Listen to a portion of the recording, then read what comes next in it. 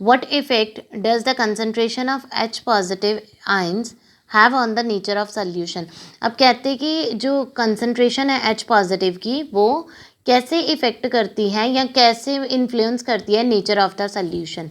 अब आपको पता है जितना ज़्यादा H पॉजिटिव आयन होता है उतना ज़्यादा एसिडिक सोल्यूशन होता है। तो पहली चीज़ तो ये आ जाती है, concentration of H positive ion is directly proportional to the acidic nature of the solution.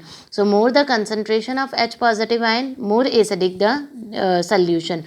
So that means कि जो हमारे पास H पॉजिटिव आयन की कंसनट्रेशन है वो हमें ये बताती है, वो किसी कोई भी जो सल्यूशन है उसका नेचर बताती है, क्या वो एसिडिक है या बेसिक है। तो अगर तो बहुत ज़्यादा कंसनट्रेशन है तो दैट मीन्स कि वो क्या है, acidic in nature. So more the concentration of H positive ion in a solution, more acidic will be the solution. So the next one we have is, do basic solution also have H positive ion? If yes then why are they basic? So this is very important question कि जो basic solutions हैं क्या उनमें भी H positive होता है? अगर उनमें भी H पॉजिटिव है तो वो फिर बेसिक क्यों है?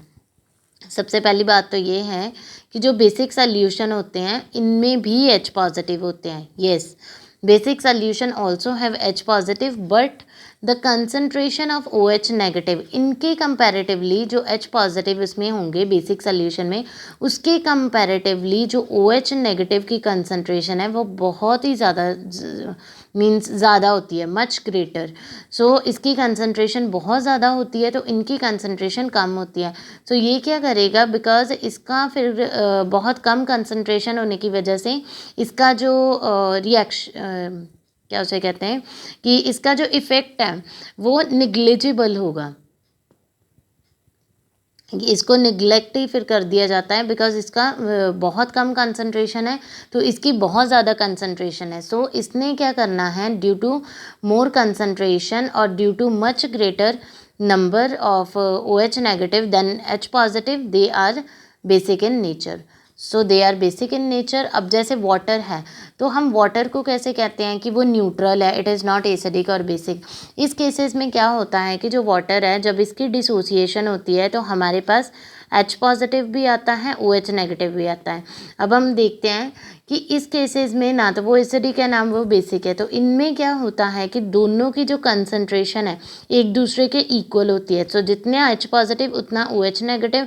अब H पॉजिटिव की वजह से एसिडिक करेक्टर है, OH नेगेटिव की वजह से बेसिक करेक्टर है, तो दोनों एक दूसरे का जो नेचर है या एक दूसरे का इफ़ेक्ट है उनको कैंसिल कर देता है। तो जो वाटर है एज अ होल वो क्या है, neutral. So in water concentration of H positive is equal to concentration of OH negative, so it is neutral. So one more thing here is कि जो हमारा वाटर होता है समटाइम्स क्या होता है, जैसे हम कहते हैं कि ये एसिडिक है वाटर, या जैसे एसिड रेन के केस में, उस केस में क्या होता है कि वाटर इन जनरल तो न्यूट्रल या उस केसेस में अलग से एसिड प्रेजेंट होते हैं। जैसे वाटर है तो एसिड रेन में क्या हो रहा है कि वाटर में एसिड की मतलब साथ मिक्सिंग हो रही है, तो तब वो जो रेन बनती है एसिड रेन होती है। लेकिन ये जो एसिड रेन है that is not due to the presence of H positive in water, that is due to the H positive in acid.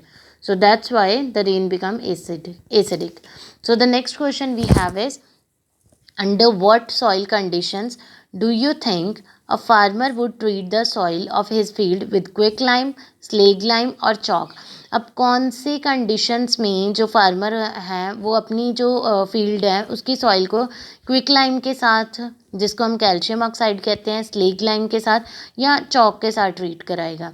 अब फर्स्ट ऑफ ऑल कि ये जो हमें इन्होंने कंपाउंड दिए हैं या सॉल्ट्स दिए हैं, जैसे क्विक लाइम है, कैल्शियम ऑक्साइड, देन हमारे पास स्लेग लाइम है, कैल्शियम हाइड्रोक्साइड है, चॉक है जिसको हम कैल्शियम कार्बोनेट भी कहते हैं।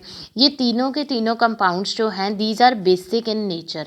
अगर इनको यूज़ कर रहे हैं, पहले हमें इनका नेचर पता है, ये बेसिक इन नेचर, अब इनको हम यूज़ कर रहे हैं सॉइल के लिए, दैट मीन्स कि हमने क्या करना है, सॉइल को न्यूट्रलाइज करना है, बैलेंस करना है। इसका मतलब है कि जो सॉइल का नेचर होगा that would be acidic. So this shows that soil might be too much acidic, की सॉइल जो है वो बहुत ज़्यादा एसिडिक होगी तभी हम बेस यूज़ कर रहे हैं। So by adding these alkaline substances pH of soil can be maintained very close to 7। तो जब हम इनको ऐड करते हैं तो जो pH होता है सॉइल का वो आ जाता है very close to 7 and 7 is neutral.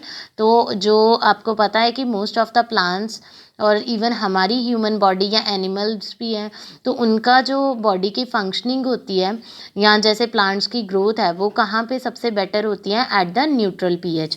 So which is a very important for the healthy growth of plant. So इसको इस pH तक लेके आना इज़ वेरी इंपॉर्टेंट ताकि उसकी प्लांट्स की हेल्दी ग्रोथ हो सके। So the next one we have what is the common name of compound calcium oxychloride.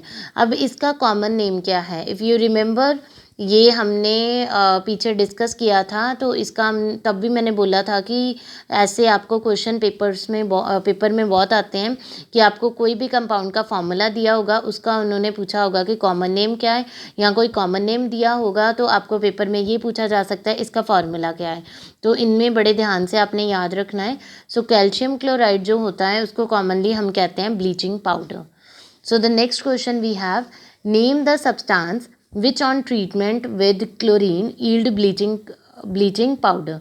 अब कौन सा सब्सटेंस है या उस सब्सटेंस का नाम लिखो जिसको जब हम क्लोरीन के साथ ट्रीटमेंट करते हैं for the formation of bleaching powder. अब एक चीज़ देखो, आपने प्रेपरेशन इसकी पढ़ी है तो उसमें हमने क्या किया था कि ड्राई स्लेट लाइम है उसके ऊपर से जब क्लोरीन को पास कराते हैं तो हमारे पास ब्लीचिंग पाउडर बनता है। तो ये यहाँ पे आपको मतलब यहाँ पे जो क्वेश्चन है उसमें सिर्फ ये बोला है कि इसका नाम लिखना है कंपाउंड का, लेकिन ये ना मैंने आपको समझाने के लिए पूरी रिएक्शन लिखी है ताकि आपको रिकॉल हो जाए कि हमने ऐसे पढ़ा था कि ड्राई स्लेग लाइम है उसके ऊपर से जब हम क्लोरीन गैस को पास कराते हैं तो ये यहाँ से क्लोरीन जो है इसमें से कैल्शियम ऑक्सी यहाँ पे क्लोरीन लग के बना देगी कैल्शियम ऑक्सीक्लोराइड जिसे हम बोलते हैं ब्लीचिंग पाउडर और साथ में वाटर जो है वो रिलीज़ हो जाएगा। So the compound which is used for the manufacture of formation of bleaching powder is dry slag lime. So students, in the next class, that is I guess in Monday, I am going to discuss the rest of question of our book on NCERT. So make sure if you have any doubt in any question you can tell me timely so that before your test your doubt should be clear.